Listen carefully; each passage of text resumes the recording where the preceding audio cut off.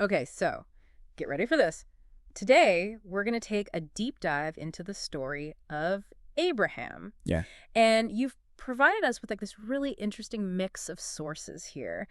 We've got excerpts from the Quran, Right. the Bible, Mm-hmm. and even some scholarly analyses, kind of for context. It's going to be quite a journey It is. through Judaism, Yeah. Christianity, and Yeah. Islam, all because of this one guy. Yeah. And it's really something, Yeah, His life story has resonated for centuries. it has. It's unbelievable how his legacy has endured. It is. And that's what we're trying to uncover in this deep dive. Like, Yeah. why does this one figure, Abraham, matter so much to so many? Well, first, we should probably just start with, who is Abraham? Yeah, like the basics. Yeah, just the basics. He's considered a patriarch in Judaism, Christianity, and Islam. Ah, okay. I mean, think of him as the father figure, like the OG dad for all three of these major religions. Wow, yeah. In Judaism, he's the father of the Jewish people. In Christianity, he's, a key figure in the lineage of Jesus. Mm-hmm. And in Islam, he's considered a revered prophet. Okay, so he's important. Got it. Yeah. But his family tree, oh boy, this is where it gets interesting. It does get complicated. He had multiple wives, He did. Sarah, Hagar, and Keturah. Mm-hmm. And then his sons, Isaac and Ishmael, they become super important They do. in how each religion, views Abraham's legacy. And that's where things get really fascinating, isn't it? Mm-hmm. Isaac is, central to Judaism and Christianity, Right. but then Ishmael is crucial in Islam. Okay. These different perspectives, focusing on one son over the other, Yeah. actually highlights a key difference in how these religions view Abraham's covenant with God. Okay, hold on. Let's back up for a sec. You said covenant. Right, right. What exactly does that mean? So think of it as an agreement, like a contract. Okay. God promises Abraham certain things, Like descendants, land. blessings. Okay. In return, though, Abraham agrees to uphold certain conditions, So like a divine contract. Exactly, a divine contract. Oh. And this concept, this covenant, it's foundational to all three religions. Got it. But there are nuances Oh, of course. in how it's understood. Mm-hmm. In Judaism, the covenant is really closely tied to the land of Israel, the promised land. Oh. But in Christianity, it's actually seen as foreshadowing a new covenant, Ah. established through Jesus. Okay, so two different interpretations. Uh-huh. And here's the thing. Even though it's a promise from God, this covenant, Yeah. it's not handed over just like that. No. No.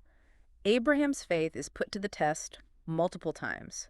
Oh, right. And these tests, they really make his story compelling, They do. I mean, leaving his homeland, leaving his family, all at God's command. That's got to be a test. Oh, absolutely. That's a big one, right from the start. Yeah. But then there's the near sacrifice of his son. Right. This story is incredibly significant. It is. It's deeply significant in Judaism, Christianity, and Islam. Yeah. But even within this one story, there were some differences. Oh, yeah. Like what? Well, Judaism and Christianity, they really focus on the near sacrifice of Isaac. Yeah. Yeah. And Christians often see this as prefiguring God's sacrifice of his own son, Jesus. Right. But in Islam, Yeah. the emphasis is really on Abraham's complete submission to God's will. Okay.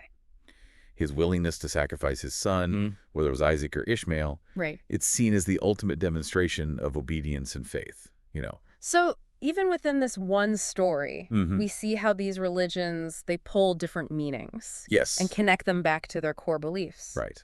It really makes you think, though. It does. What do these stories tell us Yeah. about faith, about obedience?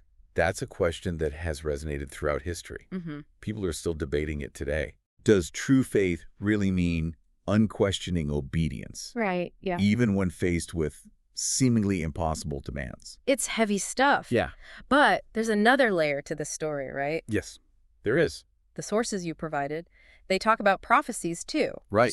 Specifically, prophecies about a prophet like Moses. Yes. And in Islam, Yeah. these prophecies, well, they're believed to point toward the Prophet Muhammad. Ah, okay. And that's where things get even more interesting, I think. This is where the Islamic sources get super detailed, They do. highlighting specific biblical prophecies that they believe foreshadow Muhammad's arrival. Mm-hmm. They even bring in like historical events to support their claims. Like Yeah. one example that comes to mind is from Deuteronomy. Oh, Deuteronomy 18.18. yes. It mentions a prophet like Moses Right. arising from among the Israelites. Right. But in Islam, that's seen as a direct reference to Muhammad. Right. Like literally. And that's just one example. Oh, there are more. Oh, yeah. There's also a prophecy in Deuteronomy 33.2 Okay. about 10,000 saints arriving in Mecca. Okay.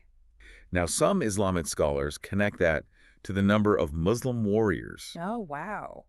who accompanied Muhammad when he conquered Mecca Wow. in 630 CE. It's remarkable how different groups interpret the same texts. Yes. And they come up with like vastly different conclusions. Yes, they do. Mm. What do you think? What do I think? Yeah. I mean, I think it's fascinating. It's a Yeah. fascinating way to look at these texts. Yeah. And it shows how they continue to be relevant Right. even centuries later. Yeah. But before we get too deep into prophecies, Right. we should probably step back for a minute Okay. and talk about one of the most fundamental aspects of Abraham's legacy. Mm-hmm. This is big. Yeah. His unwavering monotheism. You're right. Yeah. You're absolutely right. Right. He's seen as this crucial figure Yes. who championed the belief in one God, Mm. even when, he was surrounded by people who believed in multiple gods. Right. It's central to his whole story. Yeah. This commitment to monotheism. It is. It's like key to understanding how his story shaped these three major world religions. It's like a thread, right? Yes. It's a thread that connects them all. Yeah. Even though they have different interpretations, different practices, Right. they're all connected. But, the story doesn't end there. Oh, no. We still need to explore these differing interpretations of his legacy. Yeah. And, there are some contentious debates surrounding his true heir. Ooh. Okay. And that's exactly what we'll be tackling in part 2 of our deep dive. Well, I can't wait. Yeah, it's going to be good. Buckle up. Yeah. So last time we were talking about some pretty heavy stuff.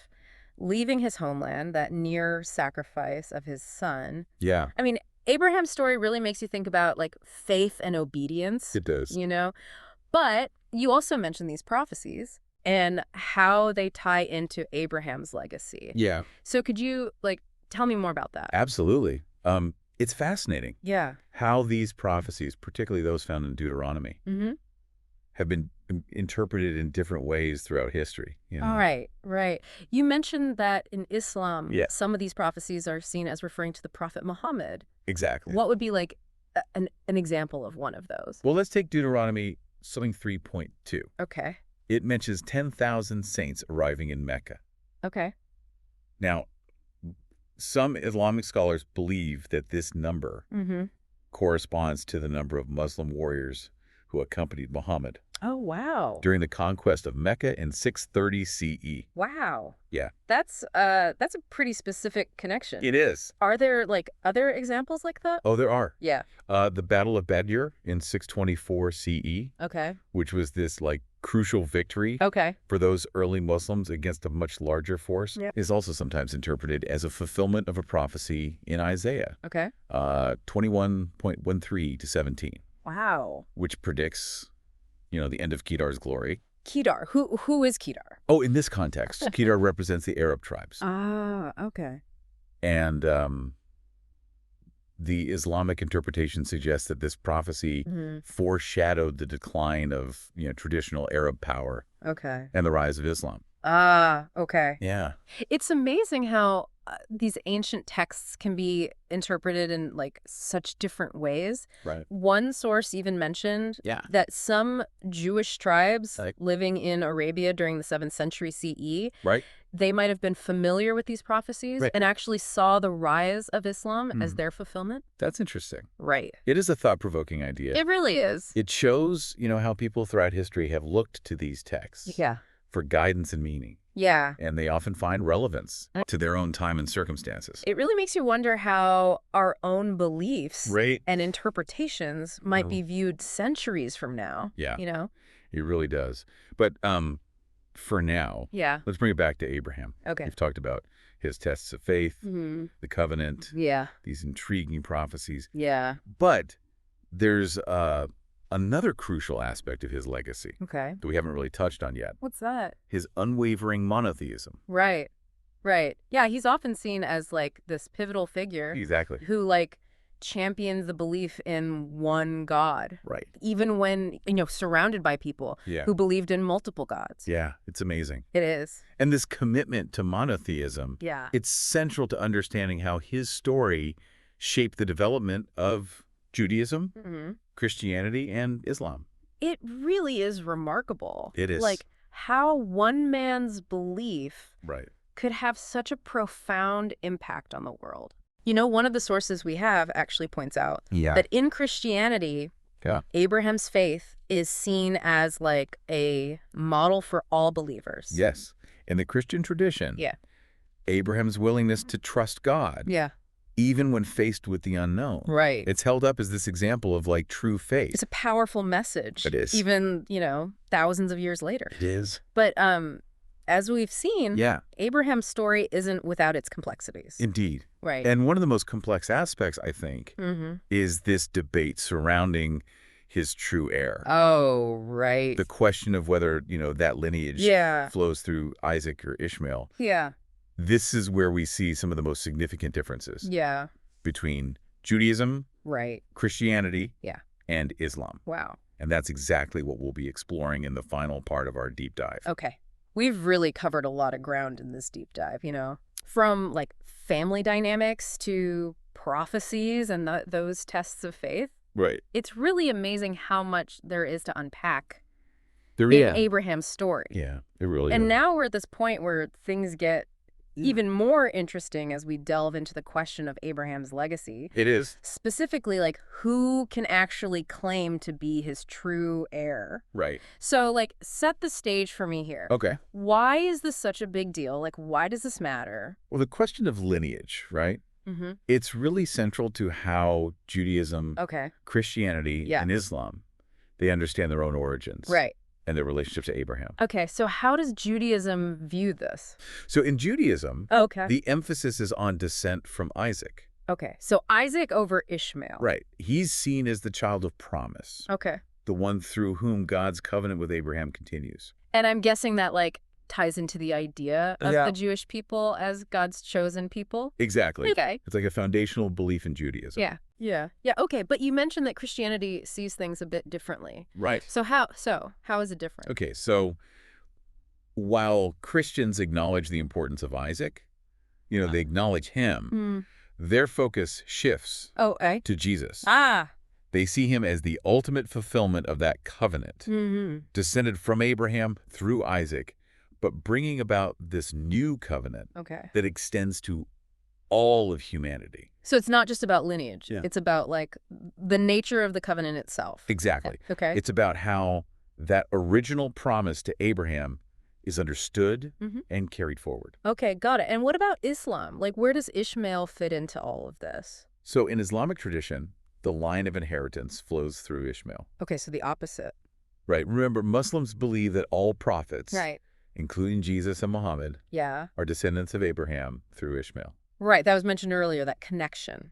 And that means, like, this lineage is pretty crucial for Islam. Absolutely. It links the prophets back to Abraham and that initial covenant with God. Okay. It establishes this continuity of faith and revelation. You know what I find really fascinating? Is that some of those Islamic sources you provided, they actually use passages from the Bible Right. to support their claims about Ishmael. They do. It's like, whoa. Yeah, they point to verses in Genesis Oh, wow. that discuss God's promises to Ishmael and his descendants. Okay. They also analyze biblical prophecies that they believe foreshadow the coming of an Arabian prophet, Okay. which they interpret as referring to Muhammad. So they're drawing on the same texts that Jews and Christians consider sacred, but arriving at different conclusions. Precisely. Wow. It's a testament to how these ancient texts, they can be interpreted in multiple ways, Yeah. often leading to, different understandings of faith and history. It's a lot to take in. But it really highlights the complexity of religious interpretation. Yeah. After exploring all of this, what really strikes me Yeah. is that despite these different interpretations and claims to Abraham's legacy, all three religions ultimately trace their roots back to him. That's a great observation. It is. Yeah, it speaks to the enduring impact of Abraham's story. Yeah. His enduring legacy. It's like a, I don't know, like a branching tree or something, with Judaism, Christianity, and Islam all growing from that same root. It is. And that root, that common ground, Yeah. is the belief in one God, the idea of a covenant, and the unwavering faith of this man named Abraham. That's really it. It makes you wonder how his story will continue to be interpreted and reinterpreted for generations to come. Right. That's the beauty of these ancient narratives. Yeah. They continue to speak to us across time, offering new insights, new challenges as we grapple with our own understanding of faith, identity, and our place in the world. Well, thanks for joining us on this deep dive into the legacy of Abraham. Yeah, thank you. It's been a fascinating journey. It really has.